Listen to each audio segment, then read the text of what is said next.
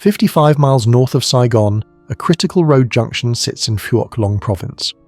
The village of Dong Xoai controls access to Highway 14, the main artery connecting the highlands to the capital. Whoever controls this junction controls movement through the entire region. It is late May 1965, and 11 American Green Berets from Detachment A-342 5th Special Forces Group arrive at this strategic location. Their mission seems routine: train local Montagnard tribesmen and South Vietnamese forces, build defensive positions, turn this rural outpost into a fortified special forces camp that can resist Viet Cong attacks. The Green Berets are professionals who have trained for exactly this kind of mission. They know the risks, they know the enemy operates freely in this area, but this is what they do. The campsite sits on relatively flat ground with two separate compounds. The main compound will house Montagnard CIDG fighters. An adjacent compound contains South Vietnamese troops, a howitzer battery and the district headquarters building. This is not just a military installation, it is the seat of local government for the entire district. The Americans begin constructing defensive positions, bunkers at key points, barbed wire perimeters, minefields to channel attackers into kill zones, machine gun positions with overlapping fields of fire. The work is hard and constant under the brutal Vietnamese sun. 5 days later, on June 4th, 9 Navy Seabees from Team 1104 arrive. These men are part of Naval Mobile Construction Battalion 11, specialists in building infrastructure in combat zones. They have just finished constructing a special forces camp at Ben Soi near the Cambodian border. The work was demanding, dangerous, and ultimately successful. Now they will reinforce the fortifications at Dong Xoai and build a runway for supply aircraft. The Seabees carry their motto with pride: Construimus batuimus. We build, we fight. They are construction workers who can pick up rifles when necessary. They are engineers who understand demolitions and defensive architecture. They are sailors serving alongside Army Special Forces in the jungles of Vietnam. Leading the Seabee team is Lieutenant Junior Grade Frank Peterlin. His second in command is Equipment Operator Chief Johnny McCulley, a seasoned Chief Petty Officer who has seen action before.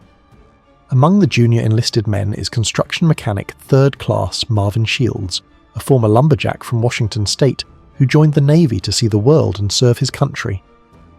But these 20 Americans do not know that 2 Viet Cong regiments are already watching them.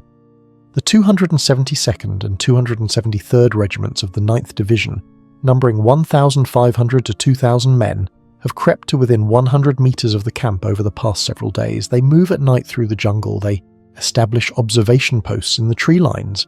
They map every defensive position, count every weapon, time every patrol pattern. The Viet Cong commanders are methodical. They know exactly how many Americans defend this camp. They know the Americans are still building, still vulnerable. They know the camp defenses are incomplete. This is the perfect moment to strike. The attack will send a message that nowhere is safe, not even American installations. The observation continues day after day. Viet Cong scouts watch as the Americans string barbed wire. They see where the mines are laid. They identify the locations of the heaviest weapons. They note which buildings contain ammunition.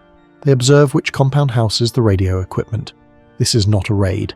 This is a planned assault by 2 full regiments with specific objectives: capture the camp, kill or capture the Americans, destroy the district headquarters, demonstrate that the Viet Cong can operate in regimental strength, and overwhelm any South Vietnamese or American position. The Americans are not alone. 200 Montagnard fighters from civilian irregular defense groups occupy the main camp. These are ethnic minorities from the Central Highlands, distinct from the ethnic Vietnamese who dominate both north and south. The Montagnards have their own languages, their own cultures, their own reasons for fighting. Many have suffered under both French colonial rule and Vietnamese governments. The Americans treat them with respect. In return, the Montagnards prove to be fierce fighters. 200 South Vietnamese soldiers man an adjacent compound with the district headquarters building and a howitzer battery. Some are regulars. Some are regional forces with limited training. They know the Viet Cong control much of the countryside around Dong Xoai. They hear the stories about ambushes on the roads. They see the empty villages where families have fled. The Green Berets and Seabees split between both compounds, working day and night to strengthen the defences. They dig deeper fighting positions. They improve the fields of fire. They stockpile ammunition and medical supplies. They know time is against them, though they do not know how little time they actually have. Captain Bill Stokes commands the camp. He is a professional soldier who knows this region crawls with Viet Cong. The defensive positions feature strong points at key locations, minefields around the perimeter, barbed wire obstacles, but the work is unfinished. The camp has been operational for less than 2 weeks. The Americans are building as fast as they can. They do not have enough time. Among the Green Berets is 2nd Lieutenant Charles Q. Williams. He's not your typical 2nd Lieutenant fresh from officer candidate school, with book learning and no combat experience. Williams served as an NCO in the 82nd Airborne Division, one of the Army's elite units. He knows what it means to lead men in combat. He knows how soldiers think because he was a soldier before he was an officer. He knows how to make hard decisions under fire. He knows how to survive when everything goes wrong. His men respect him because he earned his commission the hard way, coming up through the enlisted ranks. Williams understands the tactical situation at Dong Xoai better than most. The camp is isolated. The nearest friendly forces are miles away across territory the Viet Cong control at night. If an attack comes, the defenders will be on their own for hours, maybe longer. The camp needs more time to complete its defences, but Williams works with what he has, improving positions every day, training the Montagnard fighters, preparing for the fight he knows will eventually come. Among the Seabees is construction mechanic 3rd Class Marvin Shields, 25 years old, from Port Townsend, Washington. Shields grew up working with his hands. Before joining the Navy in January 1962, he worked as a lumberjack in Alaska for the Mineral Basin Mining Company, cutting timber in some of the harshest conditions on Earth. The work made him tough, resourceful, utterly fearless in the face of physical danger. Shields joined the Navy to serve his country during the early years of American involvement in Vietnam. After basic construction training at Port Hueneme, California, he deployed to Okinawa before transferring to Vietnam in February 1965. He has been in country for 4 months. In that time, he has helped build multiple installations under combat conditions. He believes completely in the CB motto, build and fight. If the enemy attacks while CBs are building, then CBs pick up weapons and fight. It is that simple. Shields has a young daughter back home named Barbara. He writes letters to his wife Joan describing the construction work, the heat, the satisfaction of building things that will help soldiers. He does not write about the danger. He does not mention the Viet Cong snipers who sometimes take shots at the work parties. He does not want Joan to worry. But Shields knows this is dangerous work in a dangerous place. The Viet Cong plan is brilliant in its simplicity. The 272nd Regiment will assault the Special Forces camp and the village. The 273rd Regiment will position itself to ambush any relief forces. Every landing zone that might bring reinforcements is covered. Every road that could deliver help is watched. The trap is set. American intelligence detects unusual activity around Dong Xoai. Captain Stokes places his entire force on full alert. The heightened readiness forces the Viet Cong to accelerate their attack timeline. They launch more than an hour earlier than planned. On June 9th, 1965, at 11:30 p.m, the night explodes. 60mm mortars and 57mm recoilless rifles slam into the camp. The barrage is devastating and precise. The Viet Cong have registered their weapons during their days of observation. They know exactly where to aim. The mortar rounds walk across the compound, hitting the most critical targets first. Within the opening minutes, the Viet Cong destroy the communications equipment with a direct hit. The radio antennas collapse. The command post takes multiple rounds. The medical dispensary erupts in flames as mortar rounds detonate the stored medical supplies and ammunition. The camp's 2 most vital functions, communication and medical care, are eliminated in the first 60 seconds of the attack. Captain Bill Stokes, the camp commander, is running toward the command bunker when a mortar round explodes nearby. Shrapnel rips into both legs. The hot metal tears through muscle and shatters bone. Stokes goes down hard in the dirt. Men grab him and drag him toward cover as more mortar rounds impact around them. The camp's most experienced leader is critically wounded in the opening moments of the battle. Command of the camp suddenly falls to 2nd Lieutenant Williams. He is 24 years old. He has been in Vietnam for less than a year. Now he must command a desperate defense against overwhelming odds. Williams grabs a PRC-10 radio and tries to reach Stokes in the other compound. The radio hisses with static. No response. He tries again. Nothing. The communications equipment is destroyed. The radio network is down. Williams cannot coordinate with the other compound. He cannot call for help. He cannot even tell higher headquarters that the camp is under attack. He can hear the screams of wounded men cutting through the explosions. He can see the muzzle flashes of enemy weapons closing in from multiple directions in the darkness. The camp is under attack from a force that outnumbers them more than 5 to 1. Williams understands immediately that this is not a raid. This is a full-scale regimental assault designed to overrun the camp and kill everyone inside. This mortar barrage continues with terrifying intensity. Over 400 rounds fall on the compound in the first 3 hours. The explosions are constant. Shrapnel winds through the air. Buildings collapse. Bunkers take direct hits. Fire spreads through the camp as wooden structures ignite. 2 Green Berets are killed immediately when their fighting position takes a direct hit. 1 second they are manning their weapons. The next second they simply cease to exist in a blast of high explosive. Steelworker 2nd Class William C. Hoover, a CB, goes down mortally wounded. Marvin Shields is nearby when shrapnel from a mortar round catches him full in the face. The metal fragments tear into Shields' face like razors. His mouth is torn open. Several teeth are broken or blown out completely. Blood pours down his jaw and neck. The pain is incredible. Most men would seek the safety of a bunker after being wounded like this. Shields does not stop fighting. He picks up his rifle and returns to his fighting position. The Viet Cong infantry assault begins moments after the mortar barrage starts. Waves of enemy soldiers throw themselves at the protective walls from multiple directions simultaneously. They carry AK-47s, rocket-propelled grenades, flamethrowers. Some carry satchel charges designed to destroy bunkers. Others carry bamboo ladders to scale walls. This is a coordinated combined arms assault by troops who have trained for this specific mission. The minefields that the Americans laid during the past 2 weeks cause heavy casualties in the first wave. Mines detonate with sharp cracks across the perimeter. Viet Cong soldiers scream as they are blown apart. Limbs fly through the air, bodies collapse in the dirt, but the follow-on waves keep coming, stepping over and around their dead comrades closing on the walls. Viet Cong sappers struggle to cut through the barbed wire obstacles. American and Montagnard defenders pour rifle fire and machine gun fire into the attackers at point-blank range. The muzzle flashes from the defensive positions light up the night. Tracers streak across the compound.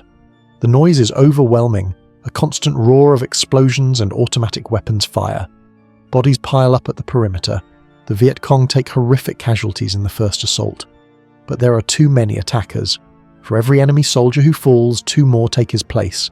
The attackers have numbers on their side. They can afford to lose 50 men, 100 men, and still keep attacking. The defenders cannot afford to lose anyone. Some Viet Cong soldiers make it through the wire and into the compound. Close quarters fighting erupts around the defensive positions.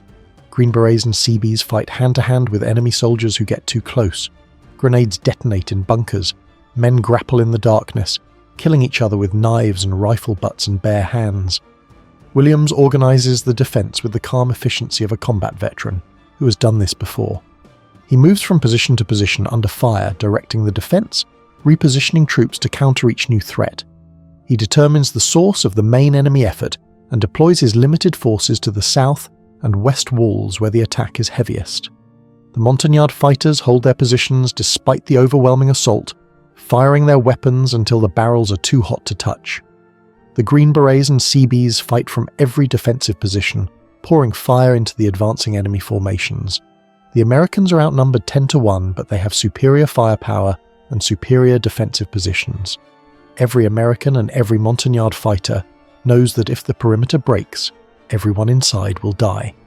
At 1:30 a.m., 2 helicopter gunships from the Bien Hoa Air Base arrive overhead. The UH-1B Huey gunships are from the Bandit platoon, experienced pilots who have flown hundreds of combat missions, but nothing prepares them for the scene below. The Bandit pilots from the 3rd Flight Platoon, 118th Aviation Company, see a scene from hell as they orbit over Dong Xoai. The town is burning. The compounds are under intense fire from all directions. Tracers crisscross the darkness. Explosions flash across the landscape. Chief Warrant Officer Ralph Orlando, one of the pilot, later writes in his diary about what he sees. The town and compound were in shambles. At least 7 50 caliber machine gun positions were located throughout the area. The Viet Cong even had flamethrowers and used human waves of troops to attack the Special Forces compound. The gunships roll in hot, making multiple attack runs. Their door gunners pour M60 machine gun fire into the Viet Cong formations inside and around the camp perimeter. The pilots fire 2.75-inch rockets at enemy positions. Explosions ripple through the attacking forces, bodies litter the ground. The concentrated fire from the gunships breaks up several assault waves. But the Viet Cong have heavy weapons too. 50 caliber machine guns track the helicopters as they make their runs. Tracers reach up into the darkness. The pilots take evasive action, banking hard, diving low, then climbing fast to throw off the enemy gunners. The helicopters make pass after pass, expending all their ammunition on the communist troops inside the wire and massing for renewed assaults. After 45 minutes of continuous firing, the gunships of Winchester completely out of ammunition. Their machine gun belts are empty, their rocket pods are empty. They have given everything they have to the defenders below, but they cannot stay overhead without ammunition. The pilots are forced to break off and return to base to rearm and refuel. As the sound of the helicopter rotors fades into the distance, the defenders know they are alone again. The brief respite provided by the gunships is over. The Viet Cong regroup and prepare for another assault. The Montagnard CIDG fighters begin to panic. Some start to retreat. Williams sees the defensive line collapsing. He runs through a hail of gunfire, rallying the Montagnards. He leads them back to their positions. Enemy bullets snap past his head. Shrapnel tears into his body. He is wounded twice more in the process. Williams does not stop fighting. Someone reports that communications have been restored in the district headquarters compound. Williams races toward the communications bunker to coordinate with the other American positions. Grenade fragments catch him in the stomach and right arm. His fourth and fifth wounds. He keeps moving. The camp defences are crumbling. At 2:30 a.m., Williams makes the hardest decision a commander can make.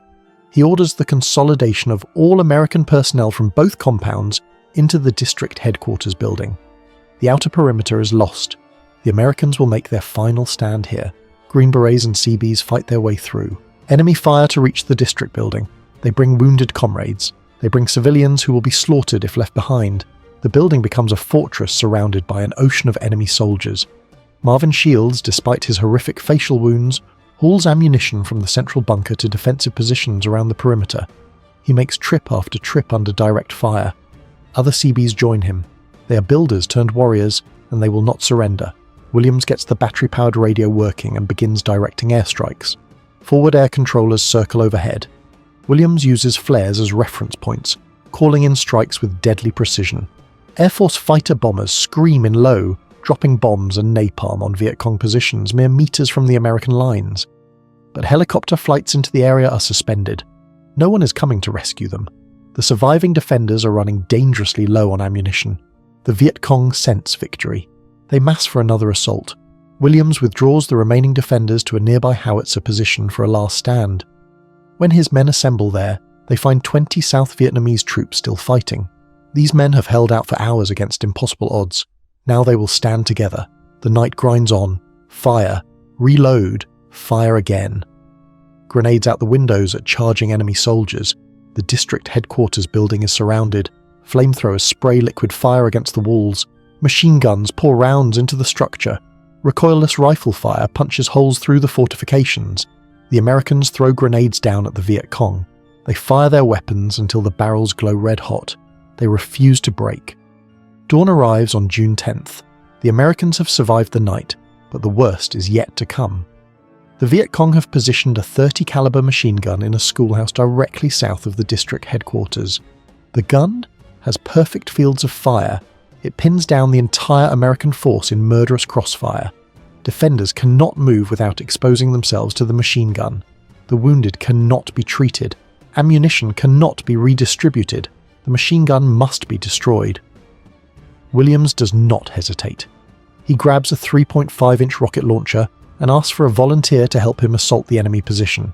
In the entire building of wounded, exhausted, desperate men, one Seabee steps forward. Construction mechanic 3rd class Marvin Shields has already been wounded 3 times. His face is destroyed. Every movement causes him agony. He can barely speak through his shattered jaw. But when Williams asks for a volunteer, Shields does not think about his wounds. He thinks about the men who will die if that machine gun keeps firing. He picks up the rockets and follows Williams out of the building. The two men leapfrog behind blazing structures to avoid being silhouetted against the flames. They creep beyond a berm facing the schoolhouse. The Viet Cong machine gun is 150 meters away. Enemy soldiers are everywhere. Williams shoulders the rocket launcher and aims down the sight. The sight is faulty. He will have to estimate the range and trajectory. Shields slams a rocket into position and steps to the side to avoid the backblast. Williams fires. The rocket screams across the distance and slams into the schoolhouse. The machine gun position erupts in flames and smoke. The gun falls silent. They did it. Williams and Shields turn to make their way back to the district headquarters. They move fast, staying low. They are almost to safety when the Viet Cong open fire from multiple positions. Bullets tear into both men. Williams takes another hit, his 6th wound of the battle. Shields is shot in both legs. The rounds shatter bone. He goes down hard. He cannot walk. He cannot stand. The wounds are catastrophic. Williams tries to lift Shields, but enemy. Fire is too intense. He cannot carry the wounded CB across open ground without both of them being killed. Williams makes the agonizing decision to pull Shields to a covered position, then race back to the district headquarters alone to get help. Williams reaches the building and calls for volunteers. Several men sprint out under fire. They recover Shields and drag him back inside. Shields is dying. Everyone can see it. But the CB keeps joking with the men around him. Hospital Corpsman 2nd Class Jim Keenan later recalls, Shields was joking and cutting up to the end. When he finally went under, it was very quiet. Nothing dramatic. He just went to sleep. The last thing he did was to thank everyone who helped him. Shields is still alive, but he needs immediate medical evacuation or he will die. Williams continues directing airstrikes despite his 6 wounds. He's bleeding from multiple injuries. He's exhausted. He has not slept in over 36 hours, but he keeps fighting because his men need him to fight. The Viet Cong attacks continue throughout the morning. The defenders are throwing grenades out the windows. Some of the more seriously wounded men hold grenades with the safety pins already pulled, ready to detonate them if the Viet Cong breach the walls. Meanwhile, relief forces are attempting to reach Dong Xoai, but the Viet Cong plan is working perfectly. The 273rd Regiment has positioned itself exactly where it needs to be to intercept reinforcements.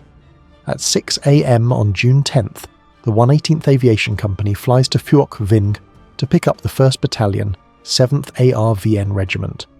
14 Huey helicopters load up with South Vietnamese infantry. The plan is to insert these troops into a landing zone near Dong Xoai, then have them fight their way into the camp to relieve the defenders. It is a sound plan based on the information available to the commanders at headquarters, but the commanders do not know the Viet Cong are waiting in prepared positions. The 14 helicopters approach a landing zone near the Thuan Loy rubber plantation, 2.5 miles north of Dong Xoai. From the air, the landing zone appears secure. The pilots see people moving around on the ground below. These must be friendly troops or local civilians going about their morning business. The helicopter pilots hold their fire as they approach, following their rules of engagement. They do not want to shoot friendlies or innocent civilians. It is a trap, a perfectly executed ambush. As the first helicopters touch down and ARVN soldiers begin jumping out of the doors, the presumed civilians on the ground dive into concealed bunkers and fighting positions. They are not civilians. They are Viet Cong fighters who have been waiting in camouflage for exactly this moment. They have rehearsed this ambush. They know exactly what to do. Machine guns, AK-47s, RPGs, and recoilless rifles unleash a storm of fire on the landing zone. The intensity is overwhelming. Helicopters are hit before their passengers can even exit. ARVN soldiers are cut down the moment they jump from the helicopters. Men fall in heaps on the ground. The screams of wounded soldiers mix with the roar of weapons fire. The helicopter crews react with desperate speed. Pilots pull collective and power up trying to get out of the kill zone. Door gunners return fire with their M60 machine guns, but they are sitting targets in a prepared ambush. The American pilots are skilled and brave, but they are desperately low on fuel after the flight from Phuoc Vinh and cannot stay in the fight. The helicopters that can still fly make a fast departure, banking hard and accelerating away from the landing zone. Several helicopters make it out riddled with bullet holes but still airborne. Many South Vietnamese troops are left behind on the ground, dead, dying, or fighting desperately against overwhelming numbers. The American helicopters race back to refuel. They will try again. They have to try again. American and South Vietnamese soldiers are trapped and fighting for their lives at Dong Xoai. The helicopters refuel as fast as possible and try a different landing zone at the Thuan Loy airstrip, hoping the Viet Cong have not had time to reposition. But the enemy is already there, waiting in new ambush positions. The Viet Cong massacre the ARVN reinforcements again as they exit the aircraft. It is the same horror replayed at a different location. Bluetail 1 from the 118th Aviation Company lifts off after dropping troops, the pilots desperate to get out of the kill zone before their helicopter is destroyed. The Huey climbs into the air, rotors beating hard. Then a Viet Cong mortar round catches the helicopter in midair. The explosion is catastrophic. The helicopter rolls over and plummets to the ground, exploding on impact in a fireball of aviation fuel and ammunition. 4 American crewmen are killed instantly. 2 US Army advisors riding in the helicopter die in the explosion. 6 Americans dead in a single shot. Chief Warrant Officer Ralph Orlando later notes that of the more than 500 ARVN troops inserted at the 2 landing zones, about 250 are unaccounted for, dead, wounded, or captured. But the ARVN 52nd Ranger Battalion fights through the prepared ambush. They take devastating casualties. Their lead company is decimated, but they push forward with grim determination and manage to retake parts of Dong Xoai town and the Special Forces camp by the afternoon. Saigon sends the ARVN Airborne Battalion as reinforcements. 479 paratroopers land at Dong Xoai. The Viet Cong have intercepted the radio transmissions and are waiting in ambush positions. By the next morning, the paratroopers' strength is down to just 159 troops. Back at Dong Xoai District Headquarters, the situation is desperate. At noon, the 18th Aviation Headquarters in Bien Hoa receives a chilling radio message thought to have been sent by Special Forces Staff Sergeant Harold Crow. "I am using my last battery for the radio, and there is no more ammunition.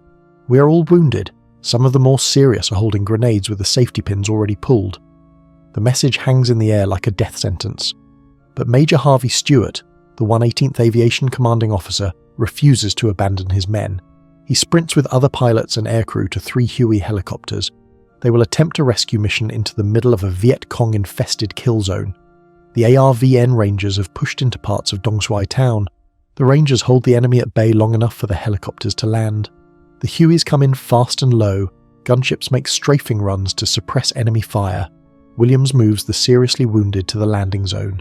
Marvin Shields is loaded into one of the Hueys. Williams ensures every other wounded man is evacuated before he boards the last helicopter. The Hueys lift off under heavy fire. They climb fast and head for Saigon. Marvin Shields dies during the evacuation. The wounds to his legs have caused massive blood loss. He fought for 14 hours with a destroyed face and shattered jaw, carried ammunition under fire, assaulted an enemy machine gun position, and never stopped helping his brothers. He dies thanking the men who tried to save him. Second Lieutenant Charles Q. Williams survives despite 6 wounds. Lieutenant Junior Grade, Frank Peterlin, and EOC Johnny McCulley, who had been fighting on the north berm of the camp, escape through the wire when their position is overrun. They take refuge in a small sawmill outside the village and hide until the morning of June 11th, when they are rescued by helicopter. Of the 9 CBs from Team 1104 present at Dong Xoai, 2 are killed in action and 6 are wounded. Construction mechanic 3rd class Marvin Shields and steelworker 2nd class. William C. Hoover give their lives. Every surviving CB carries wounds. Of the 11 Green Berets from Detachment, a 342, 3 are killed and 8 are wounded. Only 1 American out of the 20 survives unwounded. 200 Vietnamese strikers and civilians are killed or wounded in the 14-hour battle. Viet Cong casualties number between 500 and 700 killed. The battle that changed the Vietnam War is over, but its impact is just beginning. General William Westmoreland watches the disaster at Dong Xoai unfold. He sees ARVN units shattered in ambush. He sees the Viet Cong operating in regimental strength with sophisticated tactics. He sees American advisors fighting desperately alongside their Vietnamese allies, but unable to turn the tide. 3 days after the battle ends, Westmoreland authorizes the deployment of the 173rd Airborne Brigade to Vietnam It is the first major commitment of US ground combat forces to the war. Dong Xoai proves that the South Vietnamese cannot hold back the communist offensive alone. America is no longer just advising. America is fighting. On July 5, 1966, Second Lieutenant Charles Q. Williams is called to the White House. President Lyndon B. Johnson presents him with the Medal of Honor.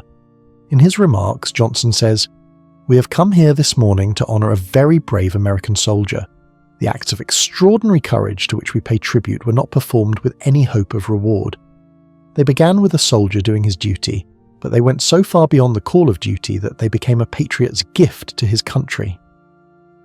Lieutenant Williams and a very small band of Americans and Vietnamese fought for 14 long hours against an enemy that outnumbered them more than 5-1. During those long hours, Lieutenant Williams was wounded 5 times. Johnson presents the medal as Williams stands at attention. The president does not mention that Williams was actually wounded 6 times, not 5. Williams never corrects him. That is not the kind of man Williams is. 3 months later, on September 13, 1966, Williams returns to the White House. This time he stands beside Joan Shields, the widow of Marvin Shields, and their young daughter Barbara. He watches as President Johnson presents Marvin Shields' Medal of Honor to his family. Marvin Shields becomes the first and only Navy Seabee ever awarded the Medal of Honor. He is the first sailor to receive the medal for heroism in the Vietnam War. The medal citation reads in part, "Although wounded when the compound came under intense fire from an estimated battalion-sized Viet Cong force, he continued to resupply ammunition to the point of attack. After the Viet Cong launched a massive assault at 0130 hours, Shields continued to supply ammunition and was wounded again by small arms fire and shrapnel, disregarding his painful wounds. He returned to the area of heaviest fighting to assist in the evacuation of the wounded. When the commander asked for a volunteer to accompany him in an assault on an enemy machine gun emplacement, which was endangering the whole position, Shields unhesitatingly volunteered. With complete disregard for his safety, he exposed himself to intense enemy fire to place himself in a position to deliver effective covering fire, while the officer destroyed the enemy position. Shields was mortally wounded during this action and subsequently died while awaiting medical evacuation. Lieutenant Junior Grade Frank Peterlin and EOC Johnny McCulley received the Silver Star for their actions during the battle. Builder First Class James Braken, construction mechanic; First Class James Wilson, utilitiesman; Second Class Lawrence Amen; Builder Second Class Douglas Mattick, and Hospital Corpsman; Second Class James Keenan, all received the Bronze Star. The Navy commissions the escort ship USS Marvin G. Shields on April 10, 1971. The ship serves for 21 years before being decommissioned in 1992. Charles Williams retires from the Army as a major. He dies in 1982 at age 49. He is buried in Arlington National Cemetery. The Battle of Dong Xoai changes the trajectory of the Vietnam War. Before Dong Xoai, American involvement consists primarily of advisors and air support. After Dong Xoai, American ground combat units deployed to Vietnam in increasing numbers. The Viet Cong have proven they can operate in large formations with devastating effectiveness. They can coordinate complex multi-regimental operations. They can execute sophisticated ambushes that annihilate ARVN relief forces. The American military leadership realizes that defeating this enemy will require massive commitment of US combat forces. 20 Americans and 400 Vietnamese fighters hold off 2,000 Viet Cong attackers for 14 hours. They are surrounded, outnumbered, outgunned, and fighting without hope of rescue for most of the battle. But they do not break. They do not surrender. They fight with courage that inspires everyone who learns their story.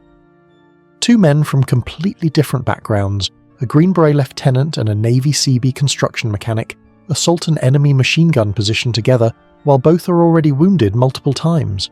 They destroy the gun and save their fellow defenders. 1 man survives. 1 man dies. Both receive the Medal of Honor. This is the Battle of Dong Xoai. 20 brave Americans against 2,000 enemy soldiers. 14 hours of unrelenting combat. A turning point in the Vietnam War. And a testament to the courage of men who refuse to quit even when victory seems impossible.